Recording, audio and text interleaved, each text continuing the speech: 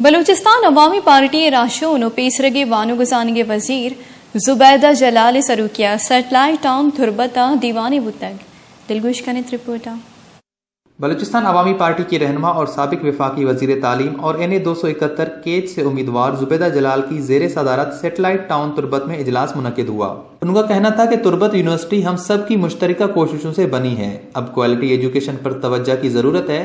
سابق وزیر اعلیٰ بلوچستان تعلیم کی 24% بجٹ صحیح خرچ کرنے میں ناکام رہے۔ ان کا مزید کہنا تھا کہ اقتدار میں آ کر عوامی مسائل حل کریں گے، یہاں روزگار کے لیے پرائیویٹ سیکٹر کو سامنے لائیں گے اور بلوچستان بینک کے قیام کی کوشش کی جائے گی۔ ڈاکٹر عبدالمالک کے بارے میں ان کا کہنا تھا کہ وزیر اعلیٰ بااختیار عہدہ ہے، اگر ڈاکٹر مالک چاہتے تو مکران میں بجلی لوڈ شیڈنگ کا مسئلہ ہمیشہ کے لیے حل ہو جاتا، گوادر کے لیے 100 میگا واٹ پر عمل درآمد کرواتے اور وابڈا کے مقروض صارفین کا مستقل حل نکالنا چاہیے تھا۔ زبیدہ جلال کا کہنا تھا کہ عید کے بعد بلوچستان عوامی پارٹی کیج کے تمام امیدوار مشترکہ انتخابی سرگرمیاں شروع کریں گے۔